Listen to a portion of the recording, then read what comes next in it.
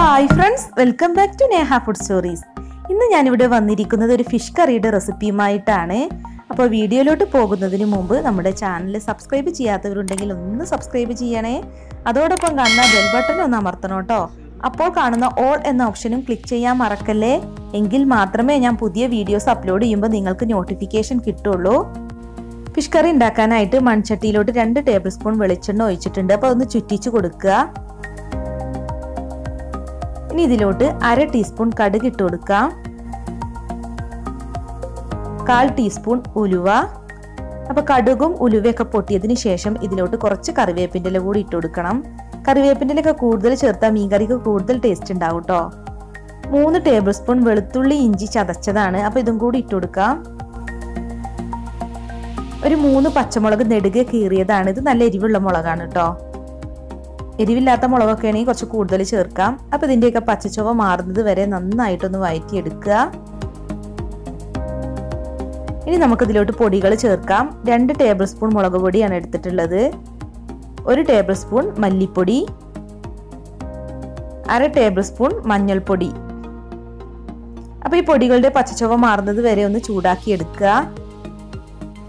മസാലപ്പൊടികൾ വേണമെന്നുണ്ടെങ്കിൽ കുറച്ച് വെള്ളത്തിൽ മിക്സ് ചെയ്തിട്ട് വേണമെങ്കിലും ചേർക്കാട്ടോ. അങ്ങനെയാണെങ്കിൽ നമ്മൾ പൊടികൾ മൂപ്പിച്ചെടുക്കുമ്പോഴുള്ള തുമ്മുന്ന പ്രശ്നമൊക്കെ ഉണ്ടല്ലോ, അതൊക്കെ മാറി കിട്ടും. ഇനി ഇതിലോട്ട് 2 തക്കാളി ചെറുതായിട്ട് കട്ട് ചെയ്തെടുത്തിട്ടുണ്ട്. അപ്പോൾ അതും കൂടി ഇട്ട് കൊടുക്കാം. എന്നിട്ട് എല്ലാം കൂടി നന്നായി ഒന്ന് മിക്സ് ചെയ്യുക. മൺചട്ടി ആയതുകൊണ്ട് തന്നെ അടി പിടിക്കാൻ സാധ്യതയുണ്ട്. അപ്പോൾ നമ്മൾ ലോ ഫ്ലെയിമിലിട്ട് വേണം ഇതെല്ലാം ചെയ്യാൻ. ഇനിയിപ്പോൾ ഇതിലോട്ട് വെള്ളം ചേർക്കുക. അപ്പോൾ ചൂടുവെള്ളമാണ് കേട്ടോ ചേർക്കുന്നത്. ഞാനിപ്പോൾ ഇവിടെ 2 കപ്പോളം തിളച്ച വെള്ളമാണ് ഇതിലോട്ട് ഒഴിച്ചിട്ടുള്ളത്. അപ്പോൾ എല്ലാം നന്നായി ഒന്ന് മിക്സ് ചെയ്യാം. അപ്പം ഇനി ഇതിലേക്ക് കുറച്ച് ഉപ്പിട്ട് കൊടുക്കാം. അപ്പോൾ മീൻ കറിയിലേക്ക് ആവശ്യത്തിന് പുളി ഇട്ടാൻ വേണ്ടിയിട്ട് ഞാൻ കുടംപുളിയാണ് ഉപയോഗിക്കുന്നത്. 2 കുടംപുളി ചെറിയ പീസായിട്ട് കട്ട് ചെയ്താണ് ചേർക്കുന്നത്. ഇങ്ങനെ ആകുമ്പോൾ കറിക്ക് പെട്ടെന്ന് പുളി കിട്ടും. നമ്മൾ വലിയ പീസായിട്ട് ചേർക്കുമ്പോൾ പുളിയൊക്കെ കറിയിലേക്ക് പിടിക്കാനായിട്ട് കുറച്ച് താമസം പിടിക്കും കേട്ടോ. അപ്പം ഇത് തിളക്കാൻ വേണ്ടിയിട്ട് അടച്ച് വെക്കാം. കറി നന്നായിട്ട് തിളച്ചിട്ട് വേണം ഇതിലോട്ട് മീൻ ചേർക്കാൻ. അപ്പോൾ ഇവിടെ കറി നന്നായി തിളച്ച് വന്നിട്ടുണ്ട്. ഇനി നമുക്കിതിലേക്ക് മീൻ ചേർക്കാം. അപ്പോൾ ഞാനിവിടെ 500 ഗ്രാം ചൂതാനാണ് എടുത്തിട്ടുള്ളത്. അപ്പോൾ ഏത് മീൻ വെച്ചിട്ടും ഇതുപോലെ കറി ഉണ്ടാക്കാം കേട്ടോ. അപ്പോൾ നമുക്ക് മീൻ കഷ്ണങ്ങൾ ഇതിലോട്ട് ഇട്ട് കൊടുക്കാം. കറിയിൽ മുങ്ങിക്കിടക്കുന്ന വിധത്തിൽ മീൻ ഇട്ട് കൊടുക്കണം കേട്ടോ.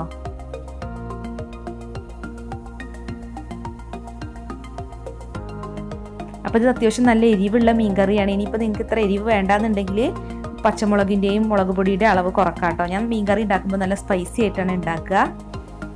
മീൻ ചേർത്ത് കഴിഞ്ഞാൽ ഒന്ന് ചുറ്റിച്ചു കൊടുക്കുക കേട്ടോ, മീനൊക്കെ അടിയിലോട്ട് പോകാൻ വേണ്ടിയിട്ട്. ഇനിയിപ്പോൾ അങ്ങനെ ചുറ്റിച്ചിട്ട് മീൻ അടിയിലോട്ട് പോകുന്നില്ല എന്നുണ്ടെങ്കിൽ 1 സ്പൂൺ വെച്ചിട്ട് പതുക്കെ ഒന്നിങ്ങനെ അടിയിലോട്ട് ആക്കി കൊടുത്താൽ മതി.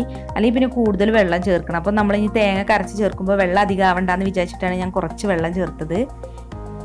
ഇനി ഇത് അടച്ച് വെച്ചിട്ട് വേണം മീൻ വേവിക്കാൻ. അപ്പോൾ ഒരു 10 മിനിറ്റൊക്കെ വേണ്ടി വരും കേട്ടോ ഈ മീൻ വേവാനായിട്ട്. കാരണം ദശ കട്ടിയുള്ള മീനാണിത്. അപ്പോൾ ഈ സമയം കൊണ്ട് നമുക്ക് ഇതിലേക്കുള്ള അരപ്പ് റെഡിയാക്കാം. അപ്പോൾ അതിന് വേണ്ടി 2 ടേബിൾ സ്പൂൺ എണ്ണ ഞാനൊരു പാനിലോട്ട് ചേർത്തിട്ടുണ്ട്. ഇനി ഇതിലേക്ക് 1/2 ടീസ്പൂൺ വലിയ ജീരകം, 2 അല്ലി വെളുത്തുള്ളി, ഒരു 5 ചെറിയുള്ളി ഇങ്ങനെ ചെറിയ പീസായിട്ട് സ്ലൈസ് ചെയ്തെടുത്തിട്ടുണ്ട്. പിന്നെ 1/2 കപ്പ് തേങ്ങ ചിരവിയതാണ്. അപ്പോൾ ചെറിയൊരു തേങ്ങയുടെ പകുതിയാണ് ഞാനിവിടെ ചിരവി എടുത്തിട്ടുള്ളത്. അപ്പോൾ ഇതൊക്കെ ഈ എണ്ണയിലോട്ട് ഇട്ടിട്ടൊന്ന് റോസ്റ്റ് ചെയ്തെടുക്കുക. നല്ല ബ്രൗൺ കളർ ആവുന്നത് വരെ റോസ്റ്റ് ചെയ്തെടുക്കണം കേട്ടോ. അപ്പോൾ ജീരകം പൊട്ടിയതിന് ശേഷം വേണം ബാക്കിയുള്ള ഇൻഗ്രീഡിയൻസ് ഒക്കെ ഇതിലോട്ട് ചേർക്കാൻ. അപ്പോൾ നമുക്ക് ഉള്ളികളൊക്കെ ഇട്ട് കൊടുക്കാം.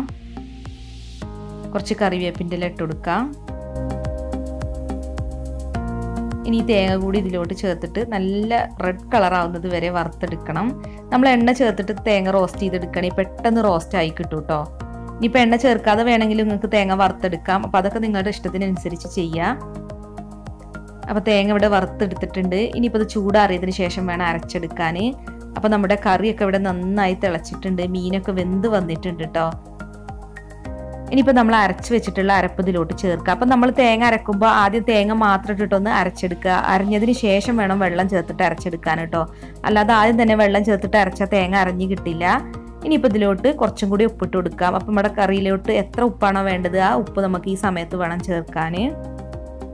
ഉപ്പിട്ടിട്ട് നന്നായിട്ടൊന്ന് ചുറ്റിച്ച് കൊടുക്കുക കേട്ടോ. ഇനിയിപ്പോൾ തവി വെച്ചിട്ടൊന്നും ഇളക്കരുത്. അപ്പോൾ ഈ തേങ്ങയുടെ പച്ചച്ചുവ മാറുന്നത് വരെ ഒന്ന് തിളപ്പിച്ചെടുക്കുക. അപ്പോൾ ഇനി ഇതിലോട്ട് 1/4 ടീസ്പൂൺ ഉലുവപ്പൊടി ചേർക്കുന്നുണ്ട് കേട്ടോ.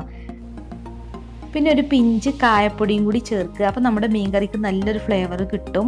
അപ്പോൾ കായപ്പൊടിയൊക്കെ കുറച്ച് ചേർത്താൽ മതി, അധികം ഒന്നും ചേർക്കണ്ട. അതുപോലെ ഉലുവാപ്പൊടി ചേർക്കണം കേട്ടോ മീൻ കറിയിലോട്ട്, എന്നാലാണ് നല്ലൊരു ഫ്ലേവർ കിട്ടുക. അപ്പോൾ ഇനി നമ്മുടെ കറിയൊക്കെ തിളച്ചിട്ടുണ്ട്. ഇനി ഇതിലോട്ട് കുറച്ച് കറിവേപ്പിൻ്റെ കൂടി പിച്ചി ഇട്ട് കൊടുക്കാം. അപ്പോൾ ഇത്രയും മതി. ഇനി നമുക്ക് ഫ്ലെയിം ഓഫ് ചെയ്തിട്ട് ഇത് അടച്ച് വെക്കാം. എന്നിട്ട് ഒരു അരമണിക്കൂറൊക്കെ കഴിഞ്ഞിട്ട് വേണം നമ്മുടെ മീൻ കറി എടുക്കാൻ. ഇപ്പോൾ ഇത് അരമണിക്കൂർ കഴിഞ്ഞതിന് ശേഷം നമ്മുടെ മീൻ കറിയുടെ ഒരു രൂപമാണ്. എണ്ണയൊക്കെ നന്നായിട്ട് തെളിഞ്ഞ് മുകളിലോട്ട് വന്നിട്ടുണ്ട്. അപ്പോൾ തേങ്ങ വറുത്തരച്ച മീൻ കറി ഇവിടെ റെഡി ആയിട്ടുണ്ട്. അപ്പോൾ ഇന്നത്തെ വീഡിയോ എല്ലാവർക്കും ഇഷ്ടമായെന്ന് കരുതുന്നു. അപ്പോൾ വീഡിയോ കണ്ടിട്ട് ഇഷ്ടമായിട്ടുണ്ടെങ്കിൽ ലൈക്ക് ചെയ്യുക, ഷെയർ ചെയ്യുക. അപ്പോൾ നാളെ നല്ലൊരു വീഡിയോസുമായി നമുക്ക് വീണ്ടും കാണാം. താങ്ക്